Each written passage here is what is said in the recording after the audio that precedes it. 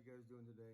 So we're looking at on chapter 7, engine size and performance ratings on page 50. We're looking at cylinder bore and piston stroke. A couple of things that we need to know on this because there's some mathematical formulas that we got to calculate and learn how to do, come to similar to what they do in the body shop department when they have machine shops that are doing body work, engine work all the time, and they're having to determine and see the difference of clearances within the piston bore and the stroke and everything involved with engine displacement. So, you have to be able to come in and do these typical measurements, with a dial bore gauge for one. You've got to look at using a micrometer. Telescoping gauge is another thing that we look at doing, and we kind of do that in the lab area as well.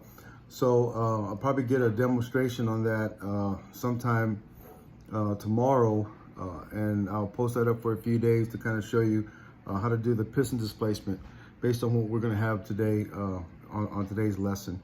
So cylinder bore is the diameter of the engine cylinder wall is measured across the cylinder wall area from left to right or top to bottom. As far as the bore goes, the stroke is the distance that the piston moves from the top dead center to bottom dead center. We usually typically look at using a steel ruler to measure that from the bottom, right where the piston's at, and get the bottom part of the piston and reach all the way to the top. And like I said, I'm going to do a demo of that for you guys on another video. But this is strictly the lecture part for this particular chapter. And then I'll show you some mathematical formula on doing this. Now, the book has one formula that we'll be looking at for calculating piston displacement and engine displacement. However, there's a different one that we've been using that has been pretty much fail-safe and proven. It's a lot easier. And if you break it down the way I'll show you in a little bit here, you'll be able to get it. Typically in the shop area, after we've done the lecture part, we would do a demo, which I will do in another video. But in the classroom, I would do the demo and I'll show you how to do it on an engine. And then you guys will have 4 different engines to do it on a worksheet. So keep in mind, we'll be looking at doing that hopefully eventually, but I will do a demo video on it. I'll probably do it on one of our 2.2 engines because I have that here at my house right now.